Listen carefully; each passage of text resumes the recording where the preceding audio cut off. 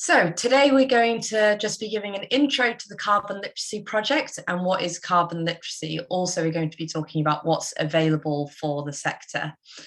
And so many of you may have heard all of this before if you've had one of those initial meeting chats with me, but it's always great to have a refresher, isn't it? So to start with, the definition of carbon literacy. So carbon literacy was defined as an awareness of the carbon costs and impacts of everyday activities and the ability and motivation to reduce emissions on an individual, community, and organizational basis. And the motivation part is something we really stress in carbon literacy. We want people to leave our training feeling empowered and motivated to take action. Next slide, please.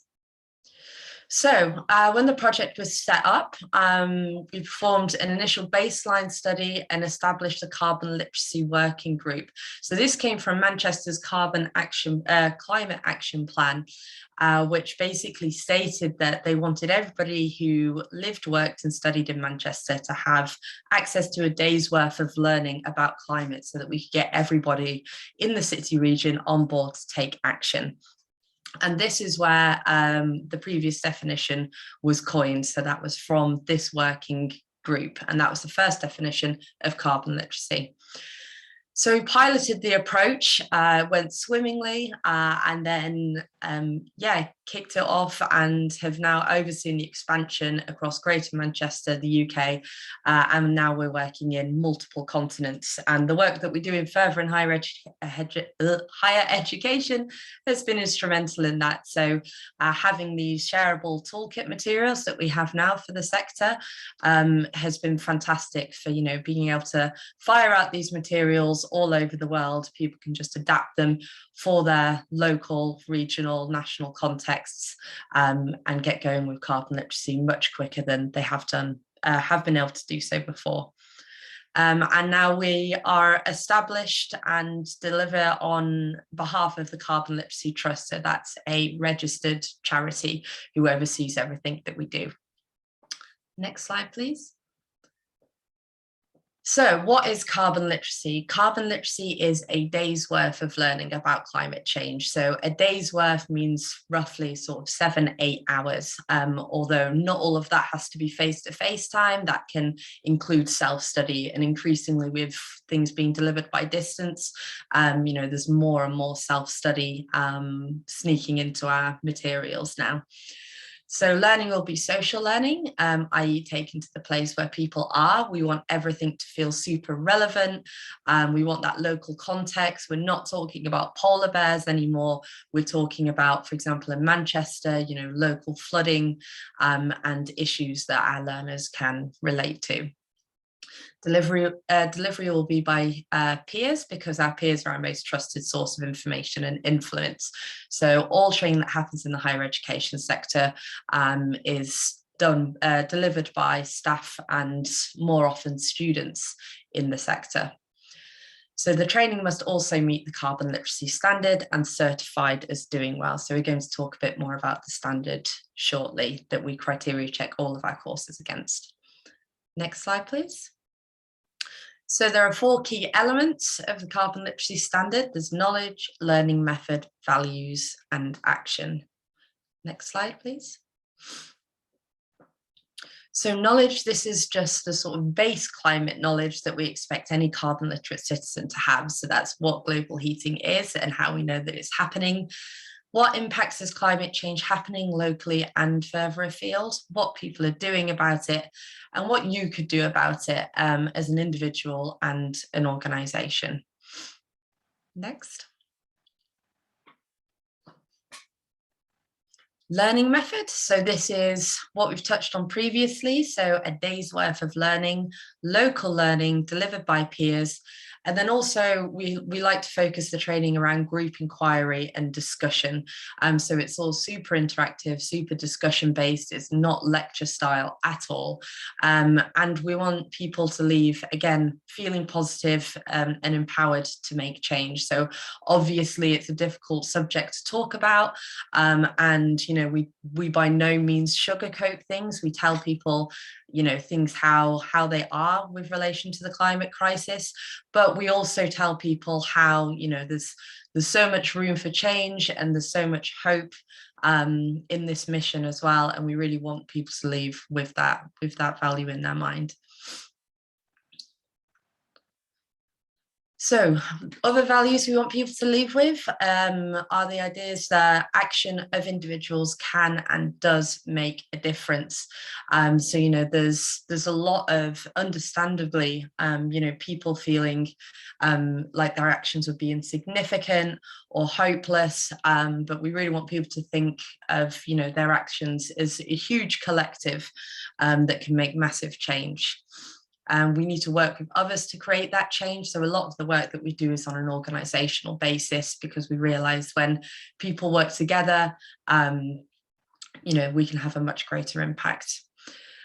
We want people to realize that the outcome of the changes we need to see can lead to a better world and a better way of life. So there's a lot of assumptions that the changes that we need to make in order to prevent further climate destruction is going to be purely about sacrificing all of the things that we love in life. But in reality, acting on climate change can result in better health, stronger communities, thriving nature that everybody likes to enjoy. So really stressing those sort of co-benefits associated with taking climate action. Equity and fairness. So this is all about climate justice, the responsibility we have to take action for other people globally, and how that should underlie all the changes that we want to see in the UK. And training should also acknowledge that for some people, addressing these issues can be very distressful. Also very exciting for some people, but we basically want to explore those feelings within the session and use those emotions to drive further action on climate. So action. So this is how we accredit and certify learners at the end of courses. So at the end of each course, every learner will have to complete an evidence form, which is assessed by our certification team here at the project. And two of the key parts of that is pledging an action to take as an individual and pledging an action to take as part of a wider group of people. So if we're talking about staff in universities, for example, we'd want both of these actions to be work-based actions, as this is where the most impact can be made, but we're much more flexible with students and their group action or individual action, for example, could be taken as a house with friends, family, community groups, etc. And so that's what it means where it says both actions should be taken in the context in which learning has taken place. That applies for staff, but a lot more flexible with students. So the project delivers no training. This is a common misconception. So each organisation devises their own training to their own design, or they will use one of our shareable toolkits. So those materials will be accredited by us at the Carbon Literacy Project, and we will certify their learners as a means of sort of quality control for the standard of training being delivered and the standard of evidence we receive back from the training. So delivery is observed by an agreed portfolio of evidence, which is submitted on behalf of each learner. So that's what those two action pledges are about. And then there is also another question, which is basically asking the learner to briefly summarise what they think needs to be done in order to reach net zero by whichever local carbon target you want to include in that question. And as I said before, the quality of evidence submitted on behalf of each individual is assessed. So we check every single piece of evidence that comes our way from the trainings before we certify them as carbon literate citizens. So a certification pathway for people and for groups of people. Next, please, Anna. So we have basically a range of different certifications. So you can become a carbon literate individual if you've done a standard carbon literacy training course. But progressing on from that, you could also become a certified carbon literacy facilitator, trainer, or consultant, and depending on your level of experience and the portfolio that you can submit to provide evidence that you meet that criteria. So there's also, as well as the sort of trainer professional development route, there's also the carbon literate organization route. I'm not going to talk a huge deal about this because we actually have a very exciting new award scheme coming out specifically for colleges and universities. So this is basically an award which can recognize all of the amazing work that you've been doing in your institution towards carbon literacy, and accredit you with an award, either bronze, silver, or gold, each of which will have various different criteria where you can showcase how you've been integrating and embedding carbon literacy into everything you do at your institution.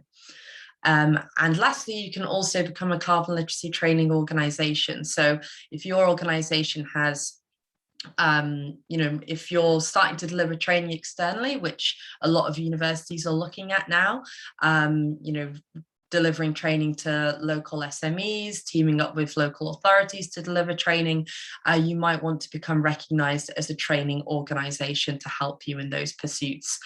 So that's another option for further sort of awards and accreditations that you can go for after running your initial trainings.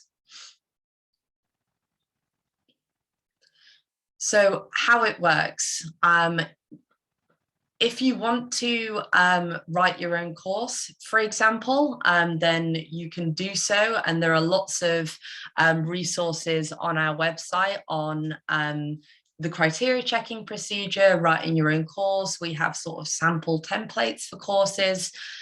So that is the route where people have historically gone down in order to deliver carbon literacy training. But times have changed a lot now, and most of the work that you'll see in the sector now is using the shareable toolkits, which we'll talk more about later. But historically, yes, you would have to create around 8 hours of your own training materials and get them criteria checked by us, evidencing that they meet all of the criteria within the carbon literacy standard. After that point, we may have like a bit of back and forth around potential adjustments that we think need to be made in order to improve, say, the relevance of the training to the learners. And then we will stamp it as a certified, accredited carbon literacy course, and then you can go off and deliver it as you please within your institution. So these are just some of the logos of the community groups that we've worked with. Obviously, we're talking about higher and further education here, but just to highlight some of the work that we're doing outside of our sector, which has been going on for far longer than we've had the sectoral toolkits available for our courses. So this just gives you an idea of some of the community groups that we've worked with. Next, so people who study. I mean, this is what we're really interested in today, although this is more focused around primary schools and secondary schools. Also, just to add to this slide, we do get asked a lot about whether we have training materials available for schools yet. We have some materials, for example, those influenced by carbon ready classrooms, but we don't have a shareable schools toolkit yet. This is something that we are working on in the future, and if you want to know more or get involved, then please do get in touch.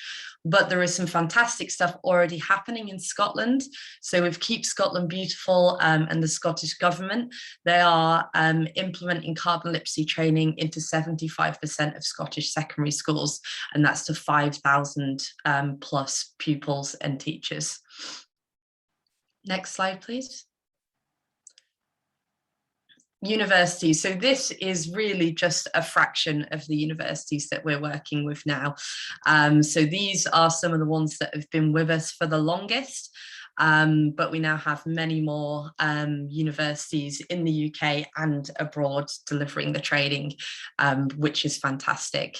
But this just gives you an idea of some of the key sort of universities that we've been working with for a while now, and associated organisations such as the EAUC and Students Organising for Sustainability UK. So many of you will be familiar with the EAUC open trainings that they do. Their training, most people in the sector basically who want to get a feeling for the training before actually delivering it. Next slide.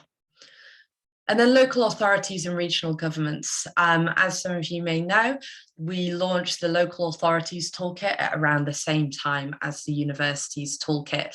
So these are the two sectors where things have sort of taken off most rapidly, and that we've had toolkits available for the longest. So we've been working with lots of different local authorities, and again, as with the previous slide, even more so since the launch of the toolkits last autumn. And National Health Services. So we've just been launching our healthcare toolkits. So this was again part of the BASE project, where we were basically offered an incredible grant to help roll out carbon literacy thicker and faster throughout the public sectors, and the NHS was a key part of that. So that's working with NHS trusts, hospitals, GPs and ambulance services. So this work is really taking off this year, and lots of exciting stuff to come from that. Today, I believe our NHS and healthcare toolkit focus day, is on Monday next week if you're interested in that.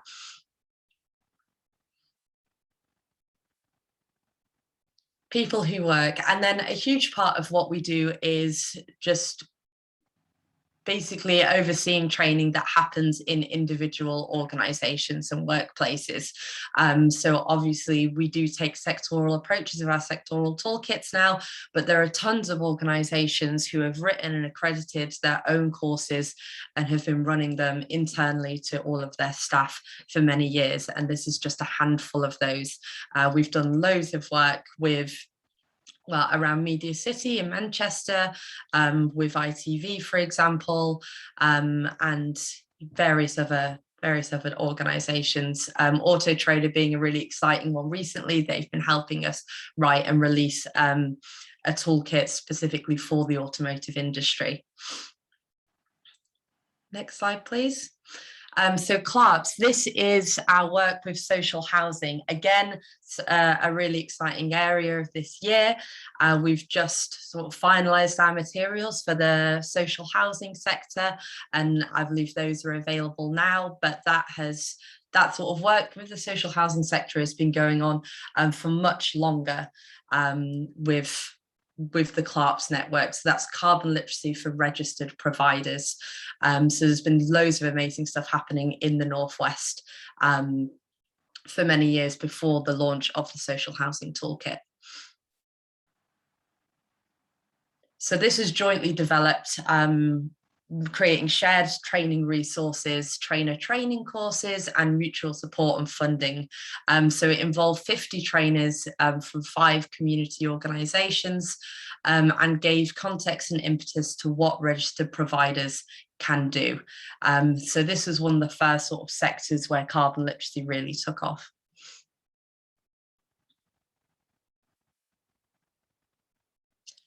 And then this is basically sort of the social housing providers that we work with in Wales. So it's starting with CLARPS in the Northwest, but things have been really taking off in Wales as well, with this incredible network of providers that we have working with us now.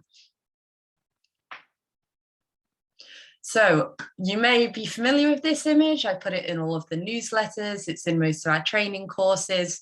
It was recently updated. I think last week we hit 23,000 citizens, which is fantastic. We now have 14 nations delivering carbon literacy training. So that doesn't, that figure isn't about, how many nations we have carbon literate citizens in. That would be a much larger figure. That value is basically just the number of nations who are actively delivering carbon literacy training. We have 65 carbon literate organisations now. A few of those are from the further and higher education sector, but hoping to see much more of those next year with the launch of our new award scheme. 64 certified training professionals. Again, many of those are from the higher education sector. And this figure at the bottom, 5 to 15% carbon savings per person. So this was a calculation done by Jacobs Engineering, who are one of the organisations we've been working with for a long time. So after they rolled out training internally, they did some research which suggested that there was a 5 to 15% carbon saving per person within the organisation as a result of having done carbon literacy. And of course, you can imagine how those carbon savings translate into cost savings for the organisations as well. So the public sector toolkit initiative. So we touched on this briefly earlier. Some of you will be familiar with it already, but all of this fantastic work with these shareable toolkits that we have for the different sectors now, including further and higher education, all come from a big BEIS funded project. Next slide, please. So there are various phases to this, but the key thing is that the areas we were asked to work with and to help create these shareable toolkits for were local government, the NHS, education, which is universities, but also colleges, and then blue light emergency services. As I said before, it was sort of local authorities and education that really kicked off last year, but we're still releasing more and more toolkits within the public sector, but also now for the private sector as a result of this project, because we've just realized how fantastically this new sectoral approach to carbon literacy training works. So the further and higher education carbon literacy toolkit consultation. Next slide. So this is basically a process of getting together loads of higher education professionals from across the country to come up with these fantastic toolkit courses. So we wanted, again, bearing in mind that sort of local learning, peer-to-peer, that sectoral relevance, we wanted the training to be written and designed by people within the sector for people within the sector. So the courses that we have released so far, and this is from a working group of lots of universities, with the key toolkit providers being Manchester Metropolitan and Nottingham Trent, we now have available 2 generic courses for universities. So these 2 courses are suitable for anybody working or studying in a university. They use basically different content to get from A to B, but they all meet all of the criteria within the carbon literacy standard. They just have different content that you might feel is more or less suitable for your audiences. So what is the typical approach is we have taster packs for each of these courses. If you're interested, we can send you both of these taster packs and you can have a look at both of the full courses and decide which one you might want to run internally, or some people are looking at running both of them internally, for example, but they are both suitable for every university audience. And next we also have, oh, sorry, Anna, can you go back? Thanks. We have carbon literacy for FE colleges. So this was adapted from the MMU carbon literacy course, working with the Association of Colleges to improve that sort of relevance to FE colleges. So as you may know, there's a section in the university course which is all about the role of a university. That has now been beautifully adapted, working with the Climate Commissioner at the Association of Colleges to make it more relevant to the FE sector. And then very excitingly today, we have the MMU Senior Management and Leadership course. So this is a long-awaited course. I've got a pretty hefty waiting list of people wanting to deliver these materials, which is fantastic. So we're really excited to be launching that later on this morning with Manchester Metropolitan, and hope to see lots of fantastic training going on around senior management and leadership in universities and colleges over the next year. So we have now certified using these toolkits, which have been around for pretty much bang on a year now. The first carbon literacy course was launched for the sector. We have certified 1,101 learners using these courses now. So this has predominantly been within the UK, but there's some really exciting stuff happening in the USA and Australia as well. And Anna, if you could click on the link below and we'll see if we can stream this video. So just to give a bit of context, there's some incredible stuff happening in Australia right now. It's becoming a really strong hold for carbon literacy in the sector outside of the UK.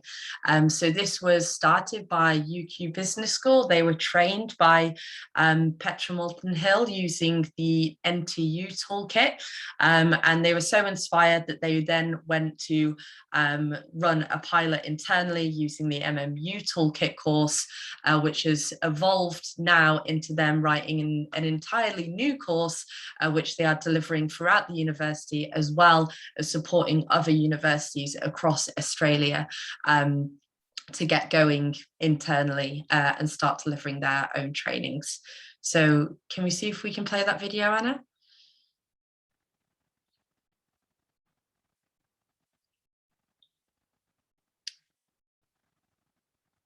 Any joy? Perhaps not. We'll post a link in the chat and on our socials perhaps after, if that link isn't working. Unfortunately as well, we were supposed to have Queensland University presenting at the end of our focus day today, but they couldn't make it, obviously bearing in mind time zones, and they didn't have time, unfortunately, to pre-record the piece that they wanted, but they'll certainly be featuring in a future day like this. Next slide, please. And that's it for our introductory session.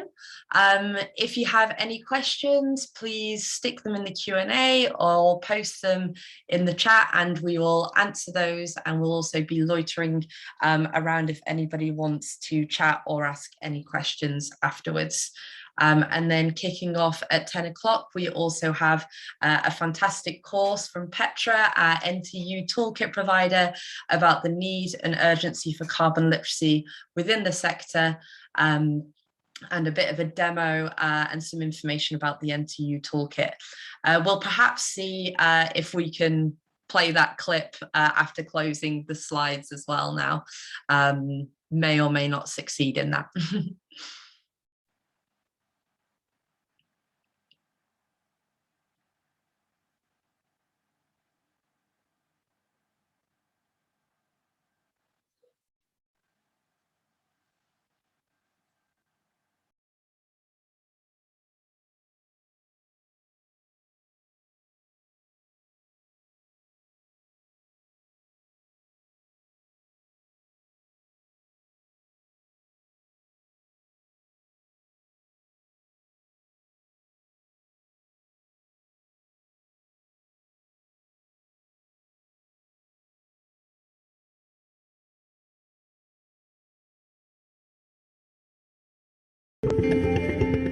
The university has quite a lot of misinformation out there about the underlying causes and the solutions for climate change. Carbon literacy puts us all on the same page. The University of Queensland is the first university in Australia to partner with the Carbon Literacy Project, and we intend to continue leading the way. There's a lot of tools available for people as individuals, but there's less available for groups. And so being able to do this at an organizational level, I think is very impactful and very important down the road. The Carbon Literacy Program trains individuals, organizations, and communities to communicate about and take action on climate change. The program covers the science of climate change and sustainability, individual carbon footprints, and the strategies we need to make change happen right now. By the end of this, those who complete the program will tell others, and some might decide to become trainers themselves. To be able to share the knowledge that I've learned from this program with others will help to generate a groundswell or a movement to make some really positive change. I really enjoyed the program as it provided me a great opportunity to interact with people. I learned how to communicate and educate people to change to a more sustainable lifestyle. The business school aims to train 1,000 students and staff in 2021. And beyond that, we aim to extend training and certification to our wider community of stakeholders.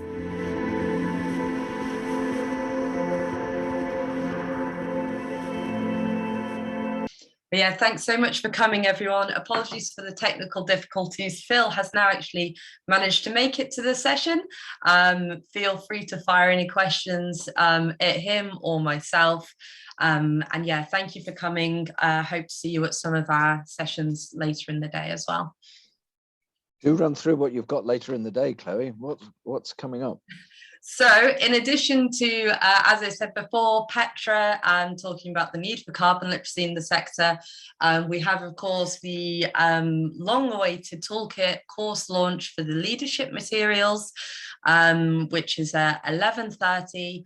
And then throughout the afternoon, we have an interview with Steve Frampton, the Climate Commissioner from the Association of Colleges. We have some of the fantastic student trainers from both Manchester Metropolitan and Cambridge speaking about their experiences of becoming student trainers. And we'll be talking a little bit about how that was set up at the two different universities. And then we have a trainer tips and advice session as well, where myself and other experienced trainers will be giving you some tips and advice that we've found valuable and learn along the years of delivering carbon literacy training. Not bad. Hey, really exciting, really exciting. Should be great. Throw it into the Q&A and we can deal with that in the remaining 5 minutes if you wish. But no, extraordinary stuff on, I just feel like we're at the beginning. Even though it's a year in, we're so much at the beginning of this taking off across the HE and FE sectors, both in the UK and beyond. It's quite staggering. And today's announcement at COP, if you've not seen this in the news yet, announcing a Duke of Edinburgh style award for schools for climate leaders, they're calling it, bronze to gold.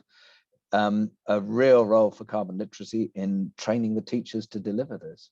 And obviously a question hopefully be answered in the course of the day about the scale of that rollout. Is it just going to be for the kids of the usual suspects, or and whether this will be a way to mainstream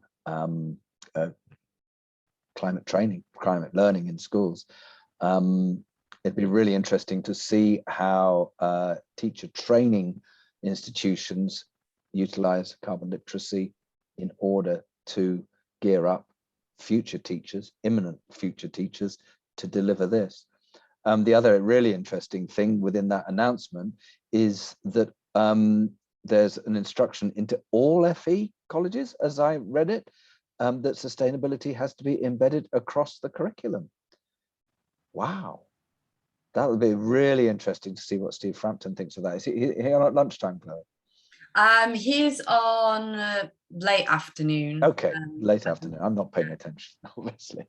But yeah, so what a day to be doing this session as well. So that's real, if ever we needed that. A close friend of mine said, yeah, this is great. We were asking for this 10 years ago. That's more of an open discussion, I'm sure, but yes, good. I was just going to add, Phil, what you were saying about how, it feels like things are just getting started. I mean, as I'm sure many of you in the call know, things can be, quite slow to move in universities, and it can take forever to get these sort of initiatives approved. So, having accredited and certified like 1,000 people in the last year, those are just through like the really keen or fortunate beings who have managed to get things going within the academic year that those materials were released. So I think the real swell is going to be in the coming academic year, especially with these new leadership materials as well.